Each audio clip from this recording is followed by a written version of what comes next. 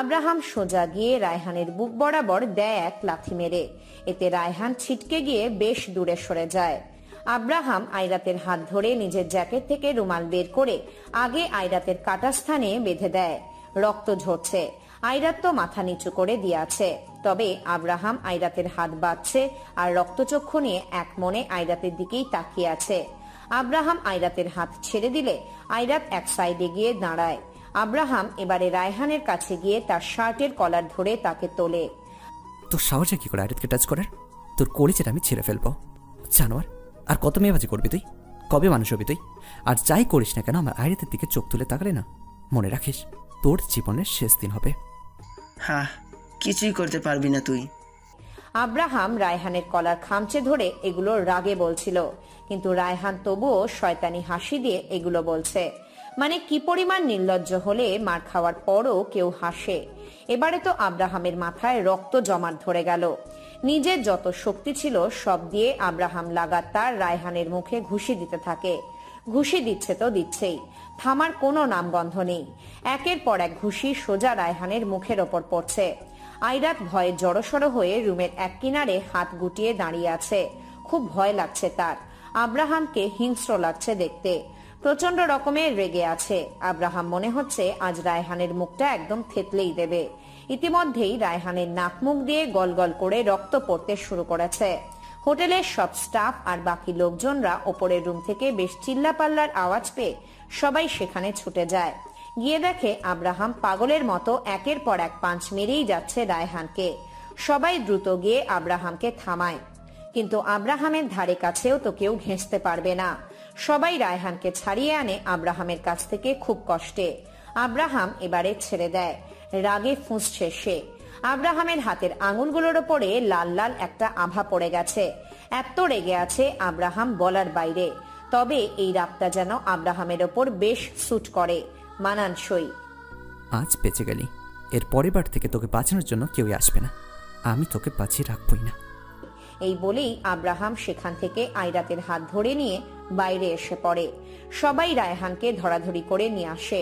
Abraham এখনো প্রচুর রেগে আছে। যেভাবে আইরাতের হাত ধরেছে আর যেই গতিতে আইরাতকে নিয়ে যাচ্ছে, এতেই আব্রাহামের রাগ প্রকাশ পাচ্ছে। আইরাত ভয় পেয়ে আছে অনেক। আইরাতকে হলরুমের সবার সামনে দিয়ে নিয়ে সোজা তার রুমে চলে যায় আব্রাহাম। রুমে গিয়ে আইরাতকে বিছানাতে ধপ করে বসিয়ে দেয়। তারপর নিজের ওপর থেকে জ্যাকেটটা খুলে ছুঁড়ে মারে। শার্টের হাতাগুলো গুটিয়ে আইরাতের সামনে বসে। চোখ মুখ বেশ শক্ত তার।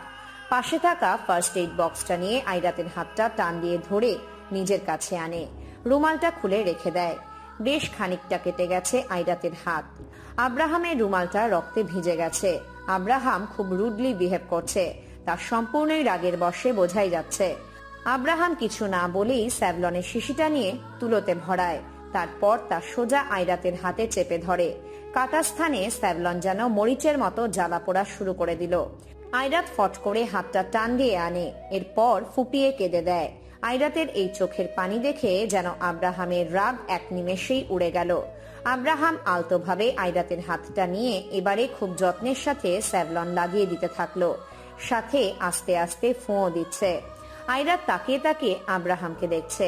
আইরাতের বিশ্বাসই হচ্ছে না যে এই সেই আব্রাহাম যে কিনা এত ভয়ঙ্কর ভাবে একজনকে মেরেছে।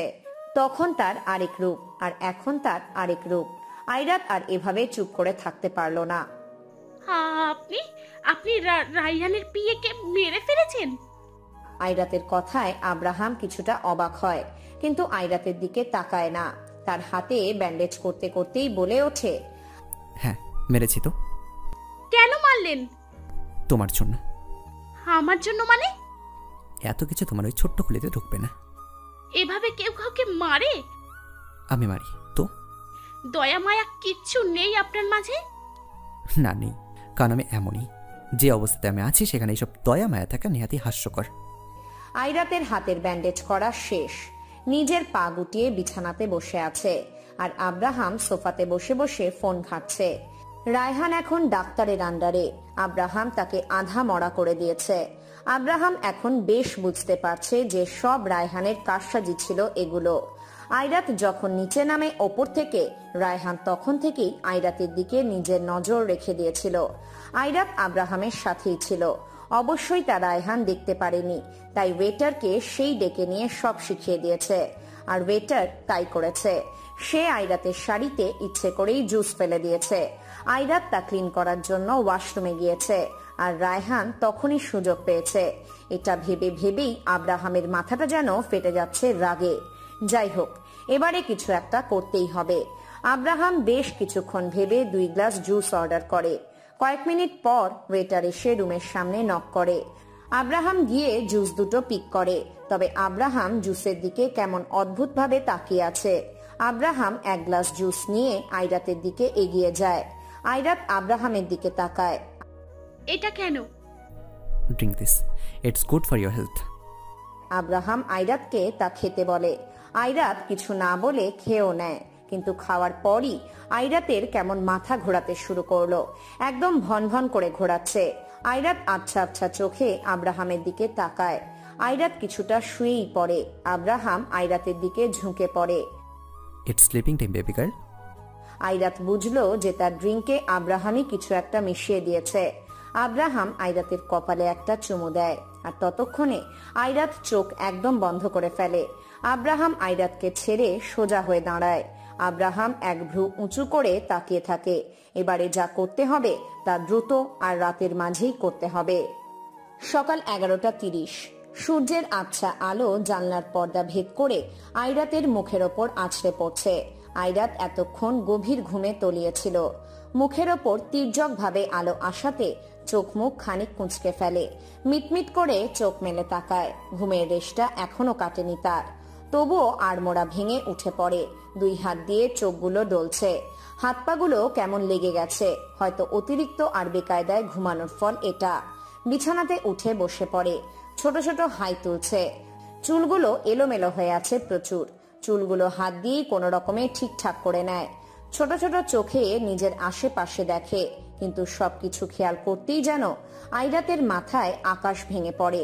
এ কোথায় সে? এটা কার ঘর? আইরাত নিজের দিকে খেয়াল করে। এবারে আরো বেশি অবাক সে। একটা বড় সড়ো সাদা ধবধবে বিছানাতে রয়েছে সে। তার ওপরে সাদা চাদর। পুরো রুমটা বেশ আকর্ষণীয়। সামনে একটা ছোট ফায়ার ওয়াল কাছে। সেখানে হয়তো রাতের সময় আগুন লাগানো হয়, কিন্তু বর্তমানে সেখানে রয়েছে কিছু শুকনো কাঠ। অন্যান্য দিকে আরো অনেক জিনিস রয়েছে। আইরাত তার বাম পাশে তাকায়। দেখে বাঁ পাশে বেশ বড় বড় দুটো থাই গ্লাস। আইরাত ঝট করে উঠে পড়ে। উঠেই থাই গ্লাসটা কিছুটা জোরেই ধাক্কা দেয়। সেটা সরে যায়। আইরাত বাইরে চলে যায়। বাইরে গিয়ে আইরাতের মুখ আপনা আপনি হাঁ হয়ে যায়। বাইরে করিডর, অর্থাৎ আইরাত যেখানে শুয়েছিল সেটা রুম, আর রুমের পাশেই থাই গ্লাস। সেটা সরালেই করিডর। খোলামেলা মন মাতানো বাতাস এখানে। বাতাসে আইরাতের চুলগুলো অনেক উঠছে। করিডোরের রেলিং এ দাঁড়িয়ে আইরাত নিচের দিকে তাকায়। দেখে বেশ উঁচু, তার মানে সে কোনো এক ওপরের তলায় আছে। একদম নিজের সামনের দিকে তাকাতেই সব কেমন গুলিয়ে যায়। নিজের সামনে যত দূর চোখ যায় তত দূর শুধু সমুদ্র আর সমুদ্র। সমুদ্রের পাশে সাদা বালি। বালিগুলোর ওপর সূর্যের আলো পড়ে কেমন চিকচিক করছে, আর মাঝে মধ্যে সমুদ্রের স্রোত এসে বালিগুলোর ওপর আছড়ে পড়ছে। মানে কি, এটা তো কোনো হোটেল বলে মনেই হচ্ছে না। তাহলে কি এটা কোনো এক রিসর্ট? কিন্তু গতকাল রাতেই তো সে হোটেলে ছিল সবার সাথে। তাহলে ঘুম থেকে উঠতেই এখানে কিভাবে এলো? আইরাতের মাথায় কিছুই ঢুকছে না। এলোমেলো চুলগুলোতে হাত বুলাতে বুলাতেই আইরাত রুমের ভেতরে এসে পড়ে। মনে করার চেষ্টা করছে যে গতকাল রাতে আসলে হয়েছিল কি। পরক্ষণেই আইরাতের মনে পড়ে যে আব্রাহাম রায়হানকে অনেক মেরেছিল কাল। আইরাতের হাত কেটেছিল। তারপর রুমে এসে আব্রাহাম তার হাতে ব্যান্ডেজ করে দেয়। তারপর একটা জুস খেতে দেয়। ব্যাস, শেষ। তারপরই তো আর কিছুই মনে নেই। জুসে কিছু মেশানো ছিল। ঘুম। হ্যাঁ, ঘুমের মেডিসিনই মেশানো ছিল। আইরাত এগুলো নিজের মনে মনেই আউড়িয়ে নেয়। নিজের হাতের দিকে তাকালেই দেখে কাল রাতের হাতে সেই ব্যান্ডেজটা আব্রাহাম যে করে দিয়েছিল। তাহলে কি আব্রাহাম তাকে এখানে নিয়ে এসেছে নাকি? আইরাত বিছানার উপর বসে বসে এসব ভাবনাতেই মগ্ন ছিল।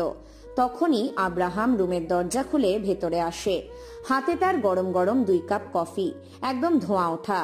আব্রাহাম এসেই দেখে আইরাত চিন্তা মাখা মুখ নিয়ে বেডে বসে আছে। আব্রাহাম আইরাতকে দেখে মুচকি মুচকি হাসে। Wish you a very very very good morning. Abraham একটা মিনি টেবিলের ওপর কফির কাপ দুটো রাখে। তারপর একটা সাদা কালারের সিটিং টুলে বসে পড়ে। আইরাত সরু দৃষ্টিতে আব্রাহামের দিকে তাকিয়ে আছে, তার পাশাপাশি আব্রাহামকে খেয়ালও করছে। আব্রাহাম একটা সাদা কালারের প্যান্ট আর রেইনবো কালারের টি শার্ট পরে আছে, হাতে সিলভার কালারের ওয়াচ। অন্যান্য দিনের থেকে বেশ ভিন্ন লুকের সে, মানে রিফ্রেশিং একটা লুক দিচ্ছে। আইরাতকে নিজের দিকে এভাবে তাকিয়ে থাকতে দেখে আব্রাহাম বলে ওঠে, এভাবে তাকিয়ে থাকার কি আছে? নজর দিও না তো, কখনো কি দেখনি নাকি?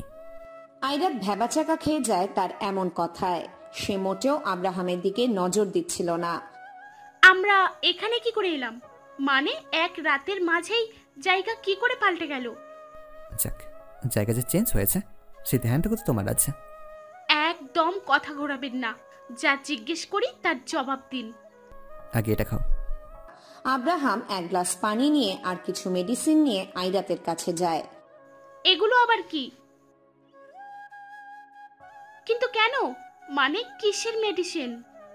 আইরাত বেডে বসেছিল। তার এমন একটার পর একটা প্রশ্ন শুনে আব্রাহাম আইরাতের দুই পাশে হাত রেখে দিয়ে একদম তার দিকে ঝুঁকে পড়ে। কেমন এক নিঃস্বার্থ নয়নে আইরাতের দিকে তাকিয়ে আছে। আইরাত তো মুখ ফুলিয়ে আব্রাহামের দিকে তাকিয়ে আছে। আব্রাহাম ক্রমশ আইরাতের মুখের কাছে এগিয়ে আসতে থাকে। আইরাত ভেবেছে আব্রাহাম হয়তো এখনই কিছু করে বসবে, তাই সে ভয়ে চোখ খিঁচে বন্ধ করে নেয়। আব্রাহাম হেসে দেয়। একদম স্লো ভয়েসে আইরাতের কানের কাছে গিয়ে ফিসফিস করে আব্রাহাম বলে ওঠে, বেবিকাল, এখন যদি তুমি এই মেডিসিনগুলো না খাও তাহলে তোমার কনসেপ্ট করার সম্ভাবনা প্রায় 99.9%। আব্রাহামের এমন খাপছাড়া কথায় আইরাতের চোখগুলো রসগোল্লার ন্যায় বড় হয়ে গেল।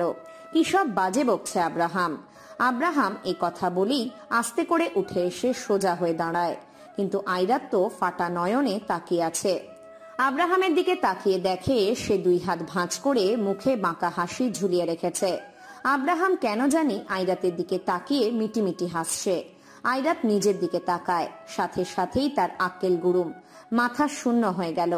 আইরাতের ড্রেস চেঞ্জ, রাতের শাড়ি পরা ছিল, আর এখন হাঁটু অবধি একটা প্যান্ট আর সাদা শার্ট।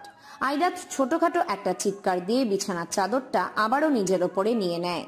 তাহলে কি কাল রাতে আব্রাহাম আর তার মাঝে কি কিছু হয়েছে নাকি? মানে কোনো খারাপ কিছু হয়নি তো? আর কনসিভ করবে মানে? আইরাত এগুলো ভেবেই হু হু করে কেঁদে ওঠে। আর এখন বেশ ভালো করেই বুঝতে পারলো যে কেন আব্রাহাম তার দিকে তাকিয়ে হালকা হালকা হাসছিল। আইরাত তো বেশ জোরে সোরেই কেঁদে দিয়েছে। তা দেখে আব্রাহাম তড়িঘড়ি করে বলে দেয়, আরে আরে হেই ওয়েট, এবার কান্না কেন করছো? আপনি খুব বেশির থেকেও বেশি বাজে। আপনি এটা আমার সাথে করতে পারলেন? একটা বারও বাঁধলো না আপনার? আপনি একটা মেয়ের পারমিশন ছাড়া এটা কিভাবে করলেন? আইরাতের যেন নাকের পানি আর চোখের পানি এক হয়ে গেছে। আব্রাহাম বোকা বনে গেল। আরে প্লিজ থামো ভাই, তুমি যেমনটা ভাবছো তেমনটা কিছু হয়নি। আরে আমি তো মজা করছিলাম, শুধু কিছু হয়নি। আমি কিচ্ছু করিনি তোমার সাথে। আর এখানকার একজন মেয়ে স্টপ করে দিয়ে আমি তোমার কাপড় চেঞ্জ করে দিয়েছি। পাগল মেয়ে একটা। Please stop crying. হে সত্যি? 3 সত্যি। আর মেডিসিনগুলো হচ্ছে ব্যথার। কাছের চুড়ি দিয়ে হাতটা কেটে গেছে। আর পায়ের ব্যথায় রাতে তোমার জ্বর এসে পড়েছিল। হিতে বিপরীত যেন না হয় তাই মেডিসিন। এবার প্লিজ খাও। আর হ্যাঁ, যা দেখার আমি কাল রাতেই দেখে নিয়েছি। এত ঢাকাঢাকির কিচ্ছু নেই, ওকে? কি? আরে বাবা, মানে এই ড্রেস আপে কাল রাতেই আমি তোমাকে দেখেছি, তো আজ সকালেও দেখে ফেলেছি। তো বাদ দাও, মেডিসিন খাও। আব্রাহাম মেডিসিনগুলো আইরাতকে খাইয়ে দেয়। আব্রাহাম আইরাতের দিকে তাকিয়ে দেখে আইরাতের পুরো মুখে কেমন একটা স্নিগ্ধ ভাব। যতটা বড় আর ম্যাচিউর তোমাকে ভেবেছিলাম আসলে ততটা তুমি নাও। মানে? বডিতে অনেক কিছু চেঞ্জ আসে। যদি কেউ ফিজিক্যালি ইনভলভ হয় কারোর সাথে, তাহলে নিজের চেঞ্জেসে নিজেই বুঝতে পারে তুমি অনেক ছোট। হয়েছে হয়েছে। আর আমরা এখানে কি করে আর কেনই বা এলাম বলুন না। কাল রাতে তোমার জুসের মধ্যে স্লিপিং পিলসটা আমি মিক্স করেছিলাম। আসল কারণ ছিল দূরে চলে আসা ওই হোটেল থেকে। তোমাকে বললে তো হাজারটা প্রশ্ন করতে বসতে, আর তাছাড়া আমার অনেক কাজ ছিল, তাই রাতে এই রিসোর্টটা বুক করি, গাড়ি নিয়ে এসে পড়ি। আর এছাড়াও সেখানে রায়হান ছিল, and I just don't want to see his ugly face again.